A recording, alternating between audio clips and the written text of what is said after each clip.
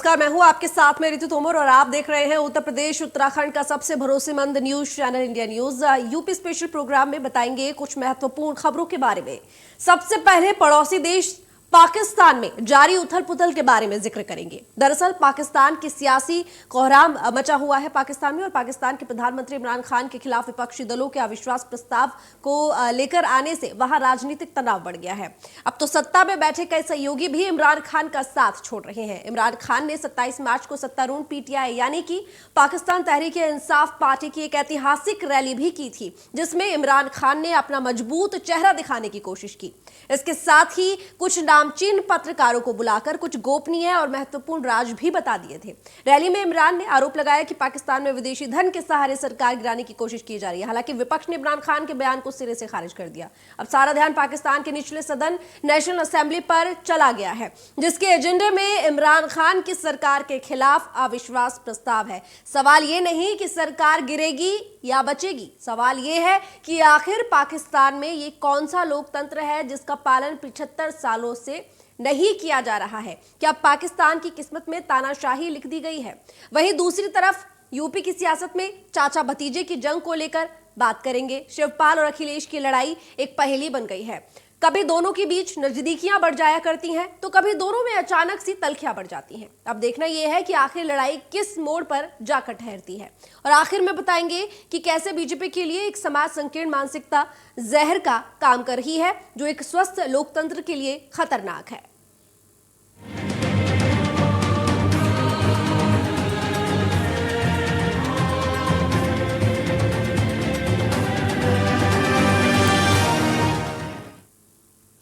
क्या पाकिस्तान का इतिहास एक बार फिर अपने आप को दोहराने जा रहा है? क्या पाकिस्तान की सरकारों में लगी मनहूसियत एक बार फिर हावी हो रही है?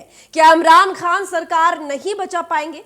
क्या पाकिस्तान का वजीर आजम एक बार फिर 5 साल पूरा नहीं कर पाएगा? इस वक्त हर एक की नजर पाकिस्तान में इमरान के सरकार गिरने और बचने पर टिकी हुई है, मगर हम आपकी नजर पाकिस्तान के इतिहास की तरफ दौड़ाना चाहते हैं, जिसमें इमरान सरकार के बचने और रहने का राज छुपा हुआ है। पाकिस्तान ने 75 साल के इतिहास में 22 प्रधानमंत्री दिए हैं, लेकिन कोई भी प्रधानमंत्री अपने कार्यकाल को पूरा करने में कामयाब नहीं हो सका है। पाकिस्तान में एक बार फिर हलचल है। इमरान खान के सामने अविश्वास प्रस्ताव की चुनौती है। वो कुर्सी बचाने की जुगत में हैं। विपक्ष ने इमरान सरकार के खिलाफ हल्ला बोल दिया है, लेकिन पाकिस्तान की अजब बदकिस्मती है कि लोकतंत्र को हमेशा तार तार किया गया। लोकतंत्र इसलिए ताकि जनता के सवालों को उठाया जा सके, सरकार आवाम की कमी के लिए योजनाएं बना सके ताकि जनता की बेहतरी के लिए काम हो सके, और विपक्ष सदन में जनता के मुद्दों पर सरकार से सवाल कर सके। लेकिन पाकिस्तान की बदकिस्मती देखिए, 75 सालों में एक भी वजीर आजम नसीब नहीं हुआ जो 5 सालों तक अपनी सरकार का कार्यकाल पूरा कर सके। सालों बाद इमरान से ऐसी उम्मीद जगी थी कि शायद इमरान खान अपनी सरकार का कार्यकाल पूरा कर सकेंगे, लेकिन महज 1323 दिनों में ही इमरान सरकार पर संकट के बादल मंडराने लगे हैं। बाल से भी बारीक हो चले पुल पर यकीन, विद्रोह और नाराजगी के धधकते शोलों के ऊपर इमरान डगमगाते हुए संतुलन बनाने की जद्दोजहद कर रहे हैं। अंजाम सबको पता है, बस अब तारीख का इंतजार है। पाकिस्तान में इमरान सरकार पर सियासी संकट के बादल मंडरा रहे हैं।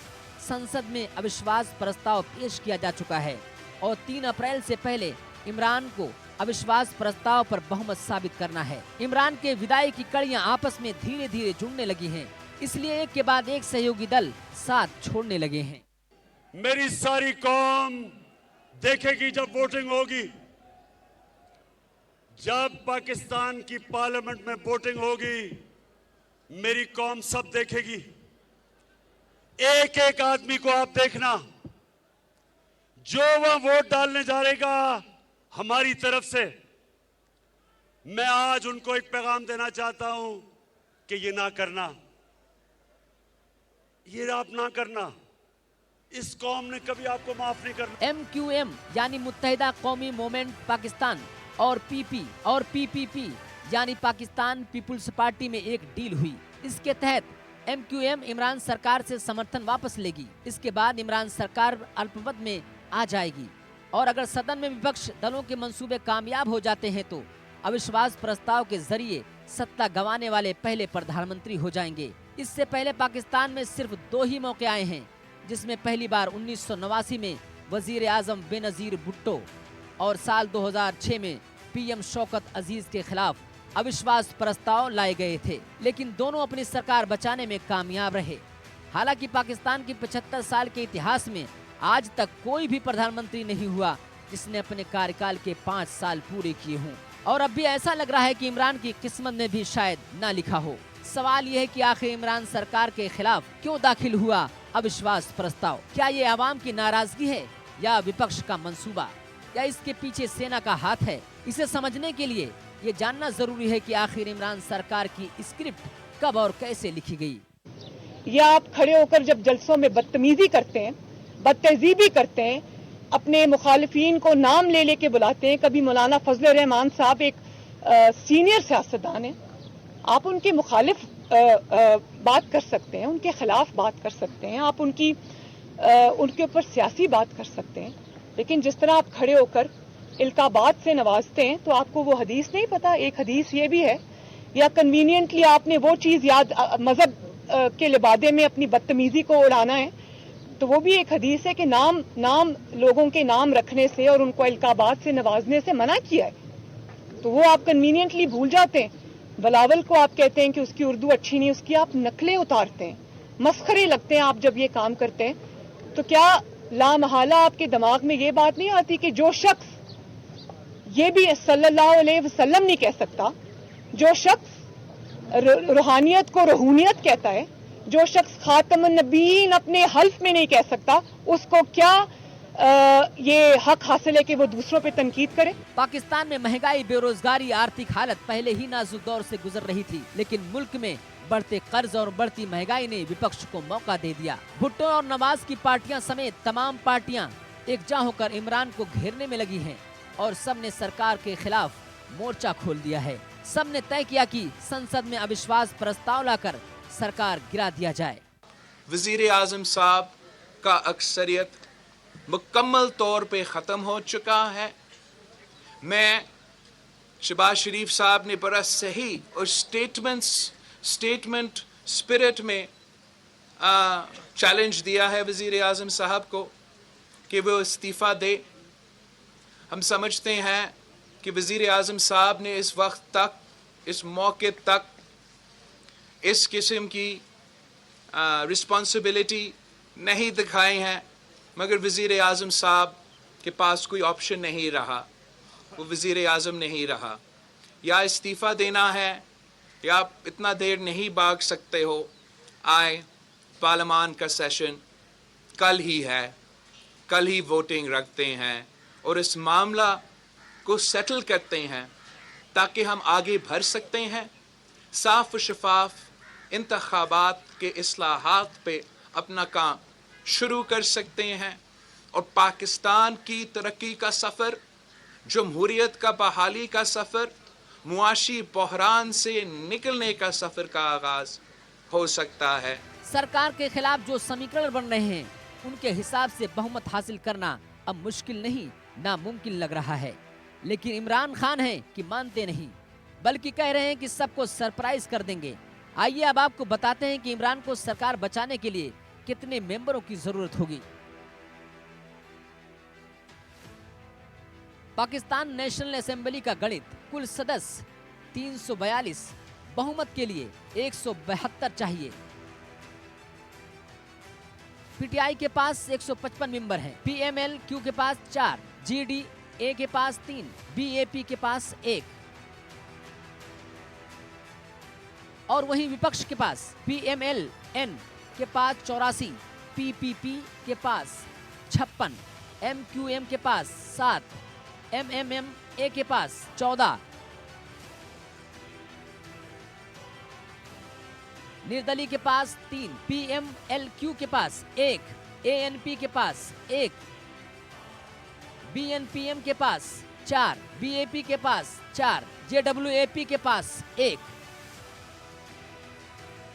इस तरह अगर देखा जाए तो विपक्ष के पास बहुमत होते दिख रहा है। अब देखना होगा कि अविश्वास प्रस्ताव में इमरान कैसे साबित करते हैं। लेकिन पाकिस्तान में तख्ता पलट का पुराना इतिहास रहा है। जिस वजीर आजम ने सेना प्रमुख के खिलाफ जाकर काम करने की कोशिश की, उसको सत्ता से बेदखल होना ही पड़ा। तख्ता पलट का पुराना इतिहास रहा है। साल 1958 में पाकिस्तान के पहले राष्ट्रपति मेजर जनरल सिकंदर मिर्जा ने पाकिस्तान संसद और प्रधानमंत्री फिरोज खान नून की सरकार को भंग कर दिया था। इसके साथ ही उन्होंने देश में मार्शल लॉ लागू कर army commander in chief general Ayub Khan को देश की बागडोर सौंप दी थी। 13 दिन के बाद ही अयूब खान ने तख्ता पलट करते हुए देश के राष्ट्रपति को पद से हटा दिया था। पाकिस्तान का दूसरा तख्ता पलट आर्मी चीफ जनरल जियाउल हक द्वारा किया गया था। जियाउल हक ने 4 जून 1977 को देश के प्रधानमंत्री जुल्फिकार अली भुट्टो को पद से हटा दिया था। इस तख्ता पलट को ऑपरेशन फेयर प्ले के नाम से भी जाना जाता है। साल 1999 में नवाज शरीफ सरकार ने इस तख्ता पलट को रोकने की पुरजोर कोशिश की। आर्मी चीफ परवेज मुशर्रफ को पद से बर्खास्त करने के साथ साथ श्रीलंका से आ रहे उनके विमान को पाकिस्तान में न उतरने की शरीफ सरकार की प्लानिंग धरी की धरी रह गई। उससे पहले ही मुशर्रफ के वफादार सीनियर ऑफिसर ने 12 अक्टूबर 1999 को प्रधानमंत्री और उनके मंत्रियों को गिरफ्तार कर लिया। तो क्या पाकिस्तान में लोकतांत्रिक सरकार चलाना मुश्किल नहीं, नामुमकिन है? Bureau report, India news, Uttar Pradesh, Uttarakhand. Uttar Pradesh की सियासी जंग तो खत्म हो गई, परिणाम भी आ गए, सरकार का गठन भी हो गया, लेकिन एक जंग है कि खत्म होने का नाम नहीं ले रही है। पिछले 5 सालों से ये लड़ाई चल रही है और ये लड़ाई किसी पार्टी में नहीं, एक परिवार में हो रही है। और ये परिवार सैफई परिवार है, जिसमें कभी लगता है कि सब कुछ ठीक हो गया, लेकिन अचानक से फिर खबर आती है कि भतीजे और चाचा में फिर तल्खियां बढ़ने लगी हैं। 26 मार्च से शिवपाल के मिजाज बदले बदले से नजर आ रहे हैं, जो अब तक जारी है। सियासत में पार्टियों की लड़ाई होती रहती है, लेकिन परिवार की लड़ाई इतने दिनों तक।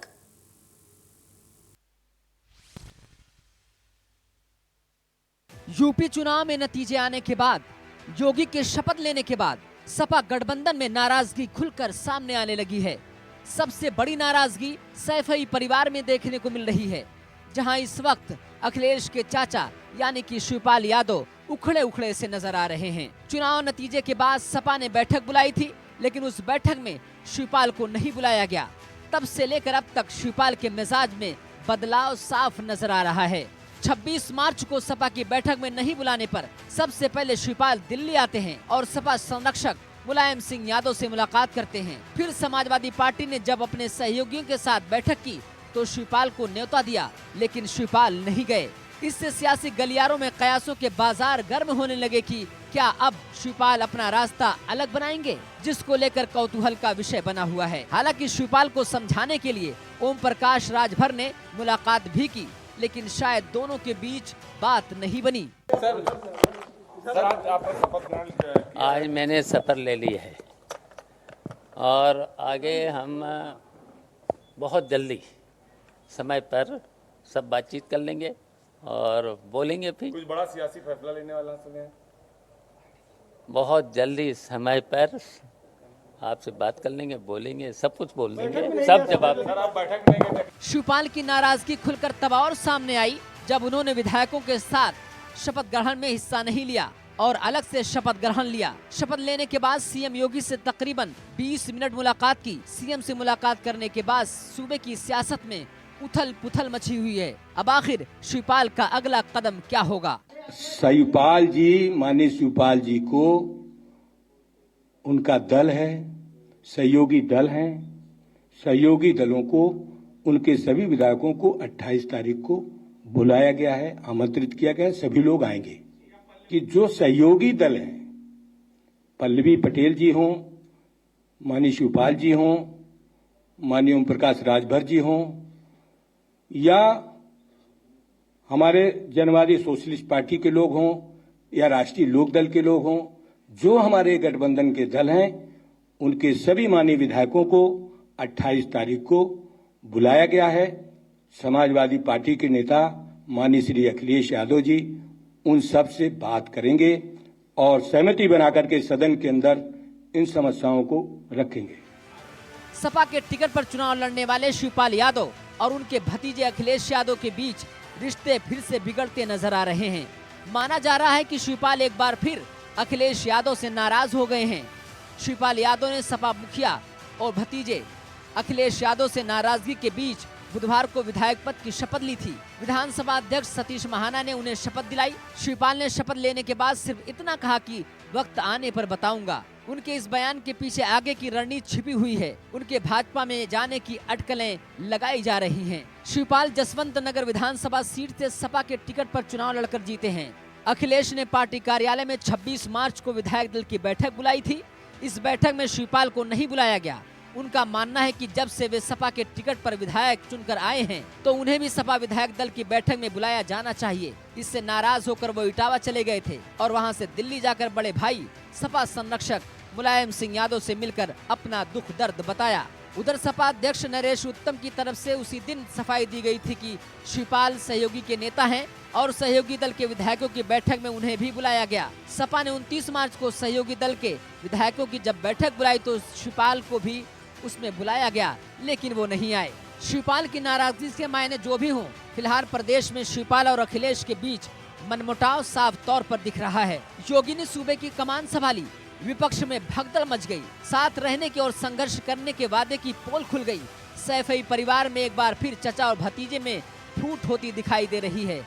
चुनाव के दौरान की दोनों की गलभैया की पोल खुलती नजर आ रही है। दरअसल चुनाव के बाद सपा के नवनिर्वाचित विधायकों की मीटिंग में शिवपाल को नहीं बुलाया गया, जिसके बाद सियासत के बाजारों में दरार की पेशेन गोइयां होने लगी और इस बात पर और मोहर लग गई जब शिवपाल ने खुद ही इशारों में नाराजगी जाहिर की। तो सवाल उठता है कि क्या शिवपाल और अखिलेश में वर्चस्व की जंग अभी खत्म नहीं हुई है? क्या गिले शिकवे दूर होने के बजाय बढ़ गए हैं? क्या चुनाव के दौरान दोनों का एक साथ आना वक्ती था? क्या एक बार फिर यूपी की सियासत में सैफई परिवार फिर से दो टुकड़ों में तकसीम हो जाएगा? ऐसे बहुत सारे सवाल सियासत की फिजाओं में गर्दिश कर रहे हैं। Bureau report, India news, Uttar Pradesh, Uttarakhand.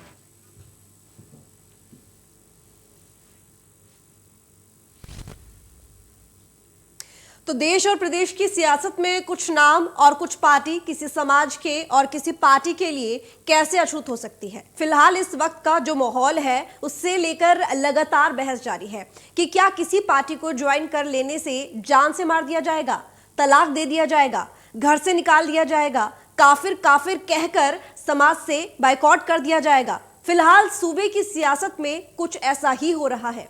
एक लोकतांत्रिक देश में कट्टरता की कितनी जगह है और क्या कट्टरता इतनी बढ़ गई कि अब इंसान की जिंदगी छोटी लगने लगी है?